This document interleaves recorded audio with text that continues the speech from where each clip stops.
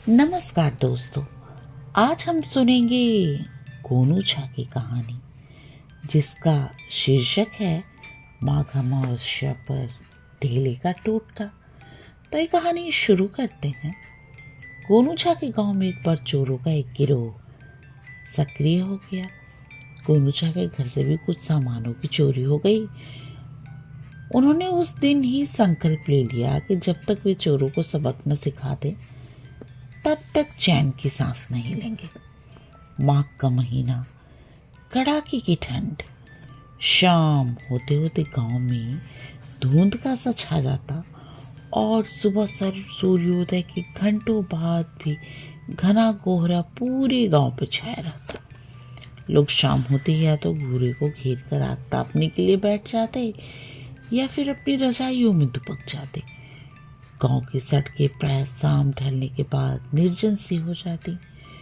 चोरों को माघ का महीना अपने लिए करिश्माई महीना लगने लगा था। रोज गांव के किसी न किसी घर में चोरी होती।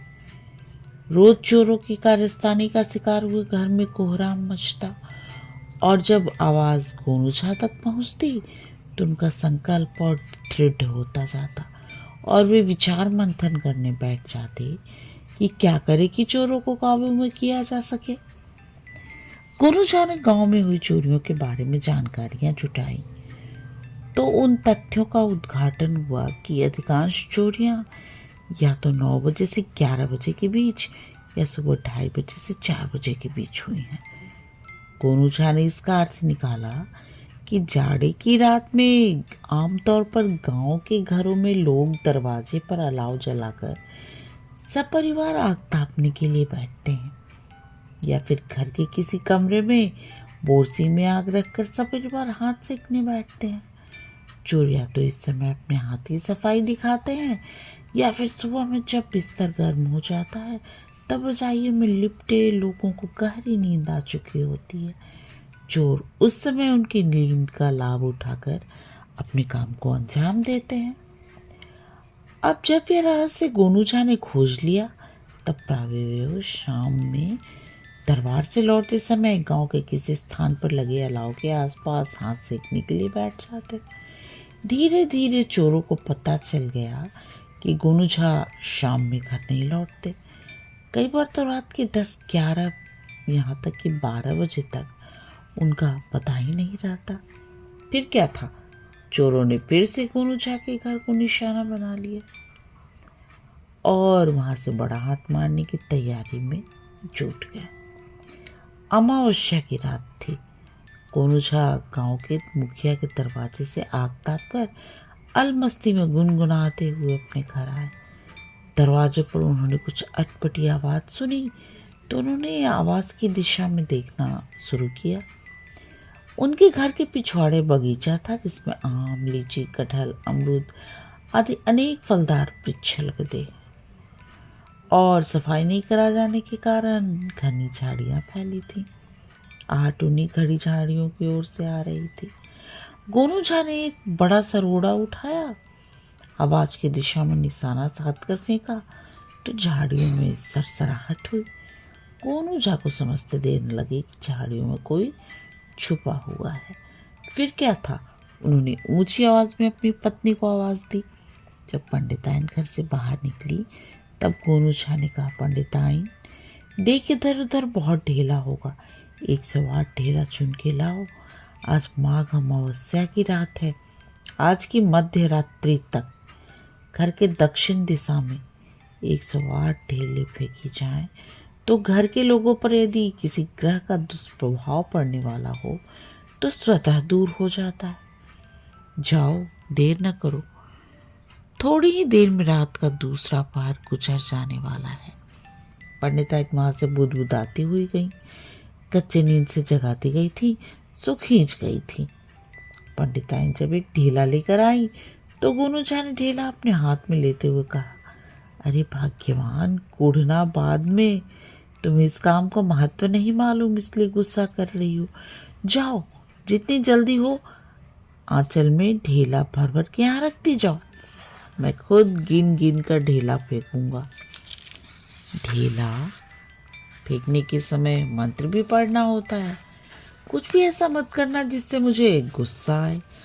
पंडिताइन झुझलाती हुई गई और आंचल में कुछ रोड़े लेकर आई।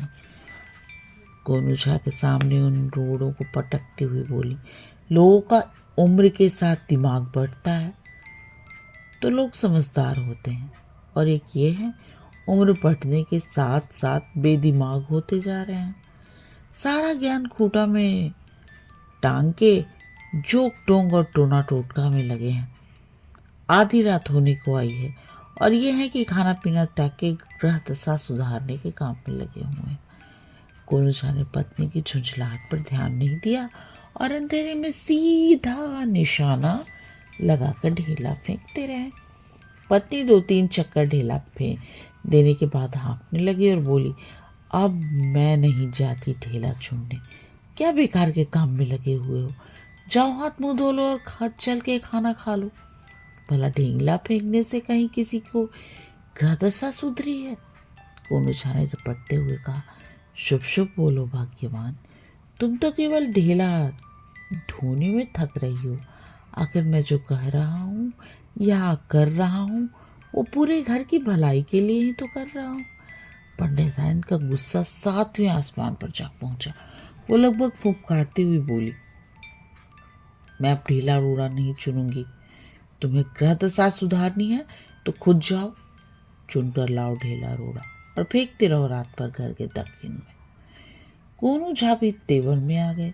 एक ढेला हाथ में लेकर निशाना साधते हुए उन्होंने बगीचे में फेंका। ढेला इधर किसी को धप्प से लगा। झाड़ी थोड़ी हिली और शांत हो गई। गोनू झा की आंखें अब तक अंधेरे में देखने की अभ्यस्त हो चुकी थी और अपने लक्ष्य पर टिकी थी। दूसरा ढेला हाथ में तोलते हुए उन्होंने कहा, जाओ ढेला लेकर आओ, अब मंत्र सधने लगा है, कोई विघ्न मत डालो। पंडिता नड़ी हुई थी कि वो ढेला चुनने के लिए कतई नहीं जाएंगी। नौबत यह आई कि गोनू झा निशाना साध कर एक ढेला फेंकते और पत्नी को कोसने लगते। हे भगवान, ये कैसा कलयुग आ गया है। पति अपनी पति की बात नहीं मानती। पति तो मिथिलांचल की महिलाओं के लिए परमेश्वर होता था। पंडिताइन गोनू झा के गुस्से से बेपरवाह अड़ी थी और अब ढेला नहीं चुनेगी। गोनू झा के स्यापा से वो और भड़की और मुंह लगा जवाब देने लगी। दोनों का तू मैं धीरे धीरे चीख चिल्लाहट में बदलने लगा। गोनू झा चीख रहते, जा जा। पंडिताइन चीखती, नहीं जाती, नहीं लाती। गोनू झा चीखते, दे। पंडिताइन चीखती, नहीं देते। दोनों की चीख चिल्लाहट से पड़ोसियों की नींद खुली। वे देखने के लिए कि गोनू झा के घर से पति पत्नी के चीखने की आवाज़ क्यों आ रही है।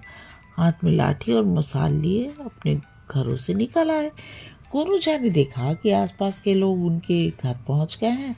तब उन्होंने कहा, आइए भाइयों, देखिए कलयुग का नजारा। ये मेरी धर्म पत्नी है, पतिव्रता नारी।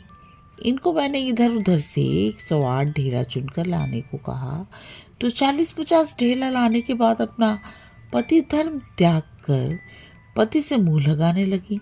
और इधर देखिए, इन्होंने बगीचे की ओर इशारा करते हुए कहा, वहाँ वो भाई साहब हैं जो 40-50 ढेला खाने के बाद भी एक शब्द नहीं बोले। बगीचे में छुपा चोर अब समझ गया था कि गोनू झा ढेला उसी को निशाना साध कर मार रहे थे। वो वहां से भागने की कोशिश करने के लिए उठा, लेकिन मसाल और लाठी से लैस गोनू के पड़ोसियों के आगे उसकी एक न चली। अंततः लोगों ने उसे दबोच लिया। गोनू झा उसके पास आए और उसका चेहरा देखते हुए कहने लगे, अरे भाई, ढेलों से चोट जरूर लगी होगी, अब जाओ हवालात में, ये लोग तुम्हारी मरहम पट्टी का इंतजाम कर देंगे। चोर को हवालात भेजने के बाद गोनू झा ने अपनी पत्नी का हाथ पकड़ते हुए कहा, ढेला ढोने में हाथ दुख रहा होगा, चल दबा दूं। पंडिताइन, जो कि इस तरह घटनाक्रम में आए नाटकीय परिवर्तन से घबरा गई थी, बोली, नहीं नहीं, हाथ नहीं दुख रहा, मैं असल में समझी नहीं थी कि तुम क्या कर रहे हो, इसलिए गुस्सा आ गया। गोनू झा ने हंसते हुए पंडिताइन को अपनी बाहों में भर लिया और बोले, चल ठंड बहुत है, अब आराम से कमरे में चलते हैं। और इस तरह दोनों हंसते हंसते कमरे में चले गए और लोगों ने चोर की जो हालत की वो आप समझ सकते हैं। अगर आपको ये कहानी पसंद आई तो प्लीज़ मेरे चैनल को सब्सक्राइब करें और कहानी सुनने और अपना कीमती समय देने के लिए आप सबका बहुत बहुत धन्यवाद।